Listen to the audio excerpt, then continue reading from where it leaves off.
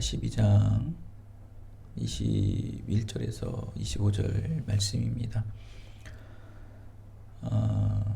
드디어 요셉이 총리가 된 이후에 가족과 상봉을 하게 됩니다. 입장이 완전히 이제 바뀌어진 상태가 되었죠. 노예였고 또 종이었고 또 죄수였던 요셉이 세계 최강 애굽의 총리가 되어서 형제들을 만납니다. 그 형제들이 누구입니까? 자기를 노예로 팔았던 자들, 또 한때는 자기를 죽이려고까지 마음을 품었던 자들 아니었습니까? 그런 원수 같은 형제들을 상황이 완전히 반전되어서 만나게 됩니다. 역전된 것이죠. 참 이 이야기만, 이 스토리만 들어도 우리는 참 통쾌해요. 나도 이렇게 높은 자리가 돼서 나를 괴롭히고 또 나를 우습게 보고 나의 가치를 평가하지 못한 사람들 앞에 나를 이렇게 증명하고 싶다. 누구나 로망이죠. 신앙을 가진 자나 신앙을 갖지 않은 자나 다 이렇게 대역전극을 일으켜 세워서 한번 호령하고 싶고 그들에게 한번 큰 소리도 치고 싶은 게 사람의 마음이죠. 저도 막 큰 교회 목사가 돼가지고 막 좀 권위도 좀 세워보고 또 높임도 받아보고 하고 싶은 마음이 왜 없겠습니까? 그렇죠? 다 있죠. 또 여러분의 분야에서 가장 높은 권위의 자리에 오르고 싶고 또 많은 사람들 앞에 드러내고 싶죠. 요셉에게는 20년의 고생 끝에 세상의 모든 사람의 1%도 안 되는 어마어마한 직책에 오르게 되었습니다. 전세가 완전히 역전이 됐죠. 생명을 부지하기 위해 식량을 얻으러 왔던 형제들, 애굽의 총리 앞에서 고개조차 들지 못하고 자기 동생인지도 알아보지 못한 상태에서 절박한 상황에 몰립니다. 너희는 이 나라를 정탐하기 온 자들이다. 우리나라 애굽이 먹을 게 많으니까 너희들 어떻게 뭔가 훔쳐가고 뭔가 공략하기 온 자들이구나 하면서 정탐꾼으로 그들을 몰아버려요. 그들은 졸지에 죄인이 되어버립니다. 이 스토리가 여러분 자꾸 요셉의 스토리 같지 않나요? 요셉은 억울하잖아요. 그죠? 요셉은 억울해요. 형들에게 모함을 받았어요. 너희도 한번 느껴보라는 거예요. 자꾸 그들이 느끼고 억울하고 원통한 것들을 자꾸 반면 교사를 삼을 때 과연 무엇이 그들에게 드러나는가? 그들이 과거에 저질렀던 동생에게 악행을 행했던 죄가 드러나기 시작하는 거예요.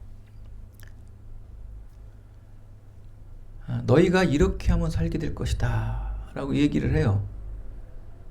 요셉은 형제들에게 너희가 내가 한 대로만 하면 너희들은 살 것이다. 20절에 뭐라고 말합니까? 우리가 죽지 않기 위해서는 그들이 그대로 하리라. 그냥 앞뒤 상황을 보지 않고 그들은 그들의 목숨을 부지하기 위해서 덜컥 잡아버려요. 근데 그 내용을 잘 분석을 해보면 너희 고향집에 있는 동생 베냐민을 데리고 오면 너희들이 살 것이다.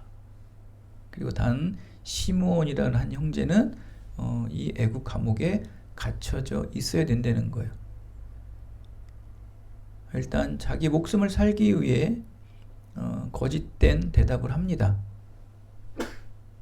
그리고서 그대 목숨은 살 수 있었으나 이제 위험의 상황이 좀 처한 이후에 형제들이 모여서 이렇게 생각을 해보니까 가장 눈에 밟히는 사람이 한 사람이 있었어요. 아버지 야곱이었어요. 그들은 20년 동안 아버지 야곱이 그렇게도 애지중지하며 사랑하며 정말 애착하고 편애까지 하였던 요셉을 자기들의 손으로 노예로 팔아버렸지 않습니까? 그리고 짐승에게 찢겼다라면서 거짓말을 했어요.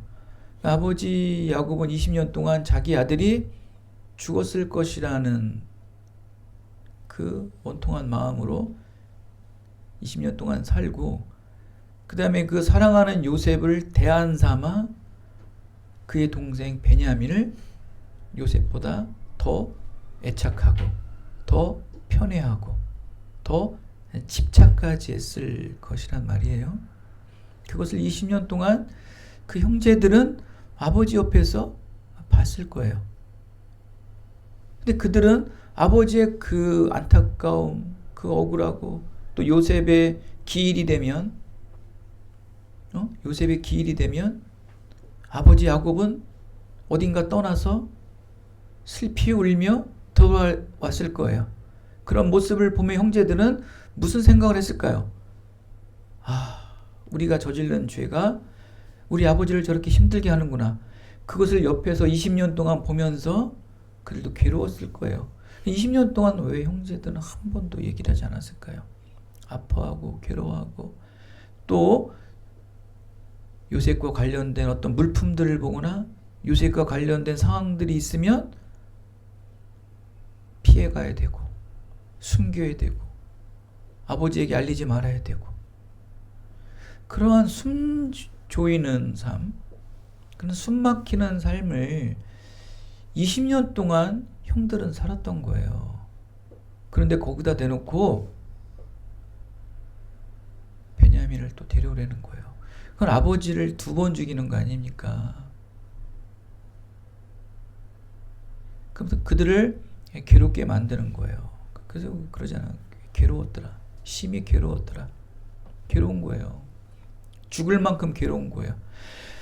지금 당장은 정탐꾼이라는 그 모함을 벗어나기 위해서 내가 그대로 하리라 라고 말은 했지만 또 이것을 감당해내기 위해서는 너무나 힘든 일을 해야 된다는 거예요. 아버지 야곱에게 베냐민을 데려가야 된다는 말을 하는 거예요. 도저히 말할 수가 없는 거죠. 진작에 자기들의 죄를 회개하고 고백하고 아버지 앞에 혼인하고 매맞고 좀 의절을 일당하는 한이더라도 말했으면은 그래도 또 재차 얘기할 수 있잖아요. 왜 죄를 숨겨가지고 더 크게 일을 확장해 놓냐는 거예요.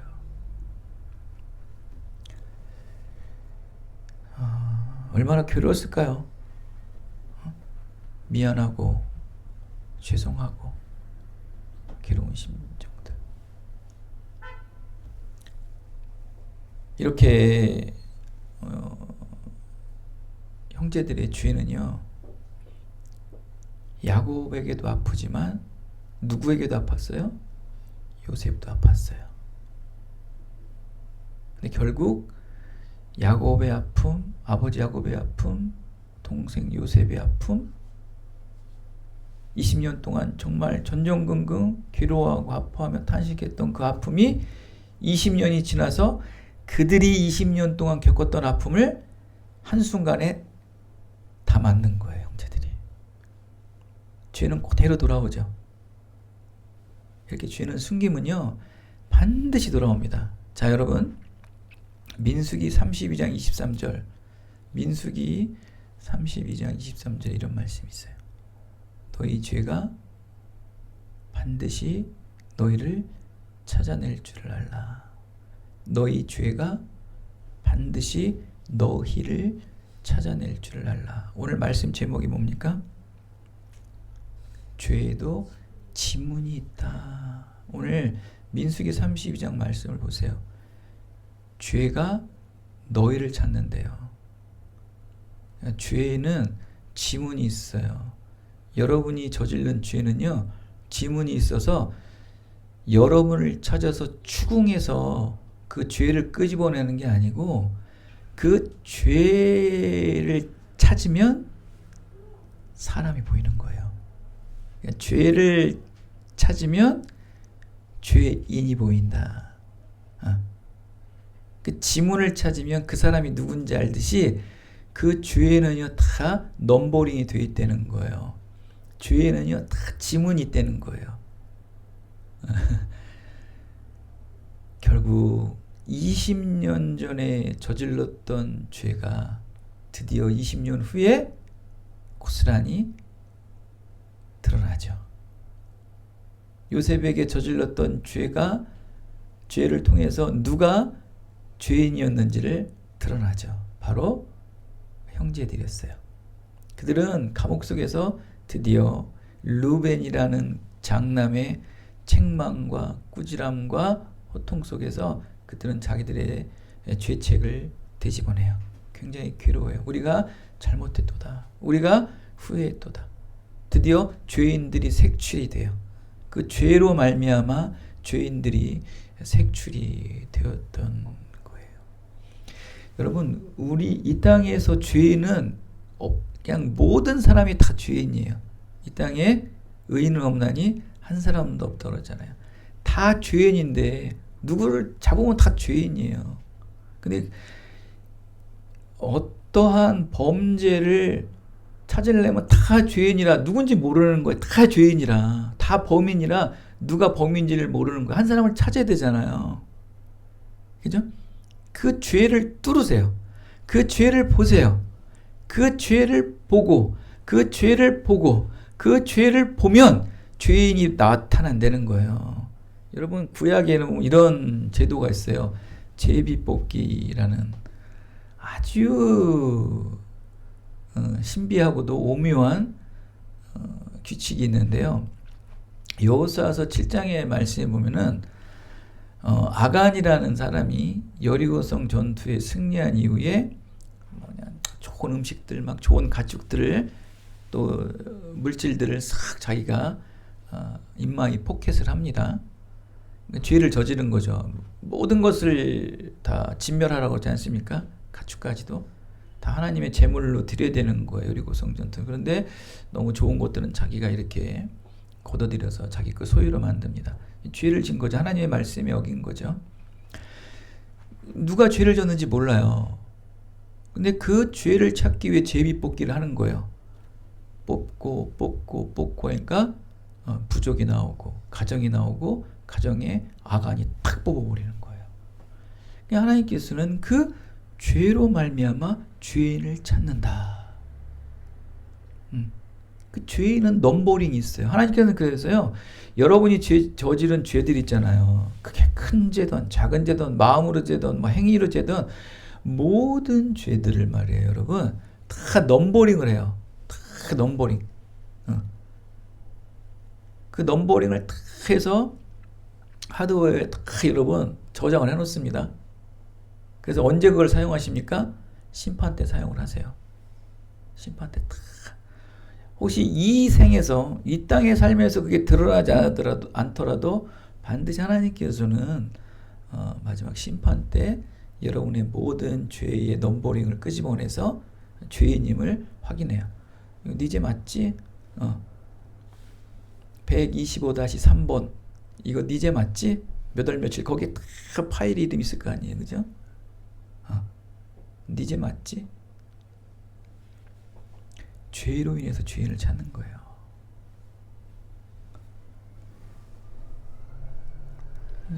마치 셜록 홈즈 같이 다 죄이지만, 그래서 이 셜록 홈즈가 범인을 찾는 유일한 방법이 뭡니까?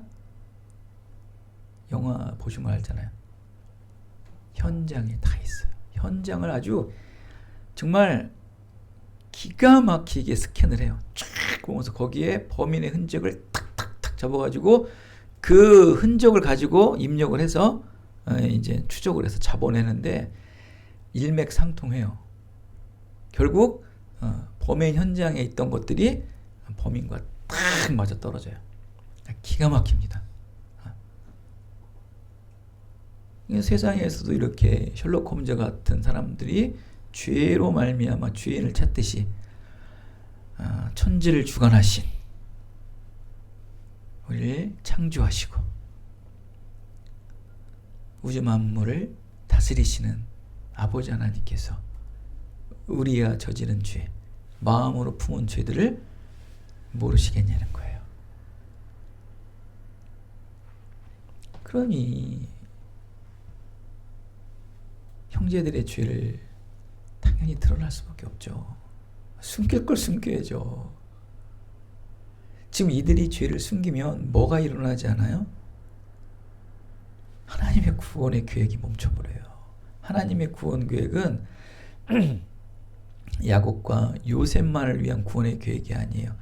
야곱으로 인한 12자녀들이 모든 큰 민족을 이뤄서 가나안 땅에 가는 게 구원이에요. 그 구원을 이루기 위해선 하나님과의 단절된 죄가 해결돼야 돼요. 그러니까 죄를 들춰내는 거예요. 죄를 찾을 수밖에 없어요. 뭐 그들이 이뻐서 그 죄를 찾아내는 게 아니고 하나님의 구원 계획을 이루기 위해 하나님은 그 죄를 그들에게 인식하게 해요. 그래서 요셉이 끊임없이 어떤 징계를 통해서 형들이 자기 요셉에게 동생에게 행했던 죄들이 자꾸 생각나게 합니다. 그리고 오늘 말씀에 보면은 르우벤이 내부 총질을 해요. 그래서 일일이 오늘 22절에 보면 그러죠. 너희에게 그 아이에 대하여 죄를 짓지 말라고 했지. 내가 너희들에게 분명히 그랬지. 요셉에게 죄를 짓지 말라고 했잖아. 22절에 그러지 않습니까? 만약 아니었다면 너희가 듣지 아니하였느니라. 그렇기 때문에 그 핏값이 우리에게 돌아온 것이라는 거라고 아주 철저히 그들은 그 요셉을 그렇게 악한 짓을 했던 것에 대해서 철저히 후회를 하고 반성도 하고 회개를 합니다. 죄인이 누구였는지를 이렇게 만천하에 들춰냅니다. 이것은 뭡니까? 회개의 기회를 주시는 거예요. 자기 죄를 자각하고 죄를 알게 해서 회개할 수 있는 기회를 주시는 건 단 하나예요. 그 12민족이 하나님의 구원 계획에 성취하기 위해서. 다른 거 없어요. 너무나 감사한 것은 그들이 그것을 다 아파하고 괴로워해요. 죄책이 어떤 사람은 막 자기 죄를 드러내도 막 요즘 속된 말로 이렇게 쌩을 이렇게 친다고 그러지 않습니까? 뻔뻔하다고 그러지 않습니까? 그러나 그 형제들은 그래도 다행히 회개를 하고 그 죄책감으로 인해서 동생에게 저질렀던 20년 전에 저질렀던 죄로 말미암아 굉장히 괴로워하고 아파합니다. 참된 뉘우침이겠죠. 그것을 누가 봅니까? 요셉이 봐요. 그들은 히브리어로 얘기를 하는 거예요. 루벤이 그 요셉 앞에서 막 너희들이 그랬잖냐. 그때 죄를 짓지 않았으면 이렇지 않을 걸. 너희들이 죄 지은 거로 인해서 그 핏값이 우리에게 돌아온다. 이런 것들을 요셉이 보는 거예요. 요셉이 보고 마음이 어땠을까요? 너무 짠한 거예요. 아프다. 그래서 요셉이 잠시 뒤로 돌아가서 한참 울고 왔다고 그러지 않습니까? 형들의 뉘우침, 또 형들의 회개함, 형들의 자기를 그렇게 했던 거에서 아파하고 괴로워하는 것을 보고 요셉은 눈물을 흘려요. 이 눈물은 뭡니까? 용서의 눈물이죠. 형제들 용서했다는 거예요. 여러분 아무리 원수 같아도 여러분 앞에서 닭똥 같은 눈물 흘리면서 정말 참된 회개를 하고 참된 뉘우침과 반성을 하면 웬만하면 다 녹아요. 정말. 정말 그렇습니다. 그걸 안 해서 그렇지. 정말 여러분, 회개가 용기예요.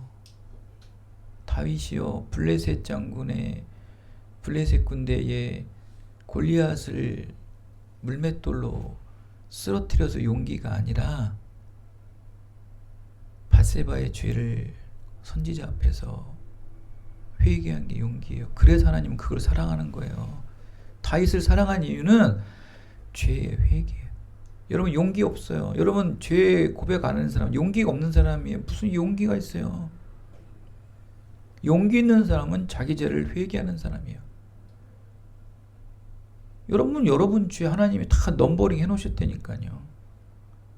뭐 여러분 죄만 그렇게 해서 죄도 다 넘버링이 돼 있죠. 그거 여러분 그 넘버링 번호 빨리 하나님한테 카톡 보내달라고 그래서 빨리 여러분 회개하세요. 혹시 까먹었다면. 근데 성령께서 다 알려주세요. 성령께서 여러분의 저질렀던 까먹었던 죄, 잊어먹었던 죄를 다 생각나게 해주세요. 어느 선교사님이요, 일본 선교사인데 정말 하나님의 은혜를 받고 일본에 선교를 하는데 너무 막막하대요. 2년 3년 처음에 열정을 가지고 한 선교가 이제 막 다른 골목에 가니까 변화도 없고 어떠한 영향력도 없으니까 그렇게 힘들더래요. 근데 어느 날 기도를 하는데 상상도 못하고 생각도 못하고 다 잊어버렸던 그 5살 때 저질렀던 죄가 생각을 주더래요. 기가 막힌 일이죠. 여러분 5살 때 일이 생각이 나요?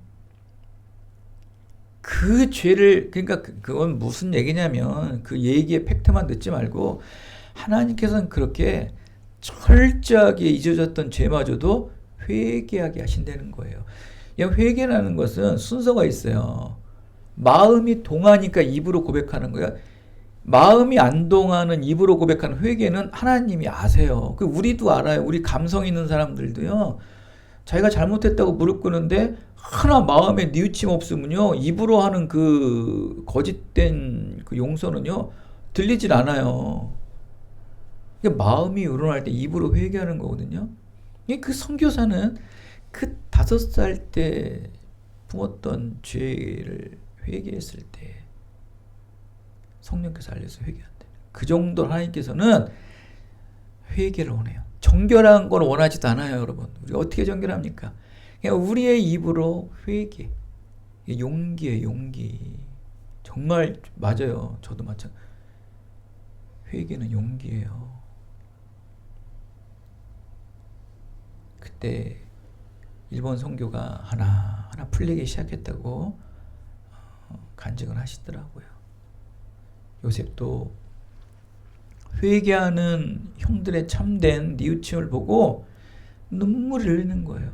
여러분 이런 걸 봤을 때 요셉의 용서는 자의적인 용서가 아니라 하나님의 명령이었다. 할렐루야. 이거 용서 안 되는 거예요, 여러분. 요셉도 감성 있고 인성이 있는 거예요. 사람은 쉽게 용서 못해요. 근데 이렇게 닭똥같을 눈물 흘리면서 그들을 용서한 것은 하나님의 명령이었던 거예요. 요셉아, 그들은 이제 나에게 회개하였다. 용서하여라. 여러분 용서 받는 것도 중요하지만요, 여러분이 정말 완전히 용서하는 것도 능력이에요. 뭐 손양원 목사님 얘기들 많이 하지 않습니까? 자기 아들을 죽였던 그 공산주의자를 자기 양자로 삼고 그 인생을 책임졌던, 그게 될까요 과연? 하나님의 명령이었겠죠. 하나님의 명령이 있으니까 그 명령에 순종하여 그 믿음의 증인들은 용서한 거예요. 용서도 능력이에요. 하나님도 마찬가지. 하나님도 우리가 죄를 짓고 극악무도한 죄, 큰 죄, 작은 죄, 입으로 누설할 수 없을 정도의 어마어마한 큰 죄를 저질렀어도 성령으로 인해 온전한 회개가 일어나면 하나님은 그 죄를 결코 묻지 않으신다. 절대로 안 물어요. 하나님 보세요. 여러분, 다윗이 그 극악무도한 죄를 짓고, 여러분 밧세바의 그 죄를 떠나서요, 요셉이 원래 더 큰 죄는 밧세바의 남편인 우리아를 죽인 게 더 나쁜 죄예요. 그건 완전히 계획하에서 죽인 거 아니에요. 그러니까 두 가지 죄는 똑같아요. 밧세바에게 저지른 죄나 우리아에게 저지른 죄는 똑같지만, 뭐 죄의 경도를 따지면 살인죄가 더 크지 않습니까? 근데 밧세바에게 저지른 죄가 약화되는 건 아니고, 그게 더 큰 죄예요. 근데 여러분, 살인죄를 저지른 자에도 안 물어요. 그 죄를 안 묻는다고. 절대 안 묻습니다, 하나님은. 우리도 마찬가지예요. 우리도 하나님의 명령으로 인해서 용서한 죄인은 더 이상 미워하면 안 돼요, 여러분. 여러분이 용서한 게 아니에요. 하나님이 용서한 거예요. 하나님의 은혜로 여러분이 용서를 베푼 거란 말이에요. 하나님은 그 회개의 용서를 받았기에 우리에게 용서를 하라고 하는 거거든요. 하나님께서 형제들을 수용을 합니다. 요셉은 하나님의 말씀에 순종하여 형제들을 수용을 하죠. 모든 가족들을 다 애굽에 불러들이기 위해서 동생도 데려오고 이후에는 전 아버지도 오게 하지 않습니까? 하나님 이렇게 우리에게 구원의 은혜를 이루시기 위해 회개와 용서와 사랑과 화평을 임하게 하세요. 이 용서를 통해서 얼마나 많은 사람들이 해결이 됩니까? 20년 동안 죄책감을 누리며 살았던 형제들이 마음에 평안이 오죠. 아버지에게 미안하고 동생에게도 미안했던 모든 것들이 일단 평안해져요. 그리고 그 형들이 저질렀던 죄로 인해서 피해 입은 요셉, 야곱이 또 평안을 얻어요. 이 용서를 하게 돼요. 여러분, 이 회개 하나가, 이 죄라는 이 회개 하나가 온 가정이 샬롬하지 않나요? 샬롬 공동체를 이루는 거예요. 화평의 공동체를 이루는 거예요. 그러니까 샬롬의 공동체, 화평의 공동체를 이루어야지만 구원을 이뤄요. 구원의 가정이 되고 구원의 공동체가 되는 거예요. 이 형제들의 죄를 회개함을 통해서 요셉이 마음이 평안을 얻고 아버지 야곱이 평안을 얻는 거예요. 그리고 가족이 하나가 되는 거예요. 이 죄가 관계를 막는 아주 그냥 암적인 존재라는 거예요, 여러분. 사랑하는 여러분, 말씀을 맺겠습니다, 여러분. 한 사람이 무심코 저지른 이 죄악이 인류 전체를 죄로 물들었으며, 또 요셉의 형들이 저지른 죄악으로 인해 동생 요셉은 20년 동안 노예의 신분으로 감옥에 갇혀 괴로운 인생을 살았습니다. 여러분은 예수님의 십자가 죽으심이 우리의 죄를 구원하심을 믿고 있는 구원의 백성들입니다. 여러분 모두는 그 받은 구원의 은혜로 지금도 온 땅에 죄로 인해 신음하고 있는 모든 영혼들에게 예수님의 십자가 사랑의 방식으로 구원의 복음을 반드시 나누고 사랑을 실천해야 됩니다. 이 땅에 죄로 인해 신음하며 괴로워하는 상대방의 괴로움을 외면하지 말으셔야 돼요. 지금 여러분 주위에서 우는 사람들은요, 이 죄로 인해 괴로워하는 거예요. 그것을 여러분이 외면하시면 안 돼요. 아직 구원받지 못한 죄인에게 구원의 복음을 전하지 못하여 여전히 괴로워하고 아파하는 모습을 외면하고 방치하면 언젠가는 여러분에게 반드시 그 죄가 돌아옵니다. 여러분도 괴롭게 돼요. 결국은 반드시 여러분 하나님에게 화평의 용서를 받은 자라면 죄로 인해 괴로운 사람들에게 결국 용서하라는 거예요. 저 용서할 게 뭐 있습니까? 용서하셔야 돼요. 그들의 죄를 보고 용서하라는 거예요. 그들의 죄를 보고 여러분이 기도하시라는 거예요. 할 수 있는 방법은 그거예요. 그들이 여러분 주위에서 괴로워하고 토로하고 여러분에게 탄식하는 것은 죄로 인해 괴로워하는 거란 말이에요. 그러니까 여러분은 죄로 인해 자유로운 자들 아닙니까? 하나님으로부터 완전히 씻김받은 자들 아닙니까? 그럼 여러분들은 그들의 죄를 회개해줘. 그들의 용서로 하나님의 명령이에요. 용서해야 되는 거예요. 왜 여러분이 그들을 담을 쌓고 원수 삼고 총질하냔 말이에요. 용서는 하나님의 명령이란 말이에요. 하나님의 명령이란 말이에요. 자기를 죽이고 자기를 팔았던 형제들 구덩이 안에서 있는데 형님들 저 좀 도와주세요. 힘들어 죽겠어요. 죽을 것 같아요. 숨이 막혀 하는데 죄송합니다. 밥들을 처먹고 있어요. 그 형제들이 구덩이 밖에서 식사했다고 그러잖아요. 여러분 그 트라우마는 평생 가는 거예요. 그 용서가 되게 얼굴만 보면 찢어 죽이고 싶을 거예요.